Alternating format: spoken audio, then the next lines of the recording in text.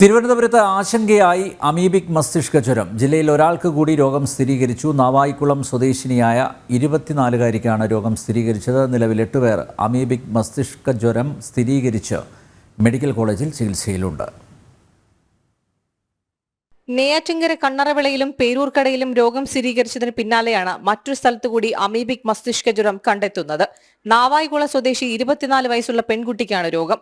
കേരളത്തിൽ ആദ്യമായിട്ടാണ് ഒരു സ്ത്രീക്ക് അമീബിക് മസ്തിഷ്ക ജ്വരം സ്ഥിരീകരിക്കുന്നതെന്ന് ആരോഗ്യവകുപ്പ് അറിയിച്ചു.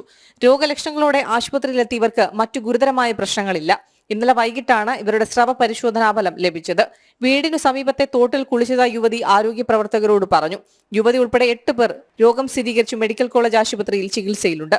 ഇതിൽ 6 പേർ കണ്ണറവിള സ്വദേശികളും ഒരാൾ പേരൂർക്കട സ്വദേശിയുമാണ്. കാവിൻകുളത്തിലെ കുളത്തിൽ കുളിച്ചവർക്കാണ് കണ്ണറവിളയിൽ രോഗം സ്ഥിരീകരിച്ചതെന്ന് ആരോഗ്യവകുപ്പ് വിലയിരുത്തുന്നുണ്ടെങ്കിലും പേരൂർക്കടയിലെ രോഗ ഉറവിടം സംബന്ധിച്ച് വകുപ്പിന് വ്യക്തതയില്ല. ജനം, തിരുവനന്തപുരം.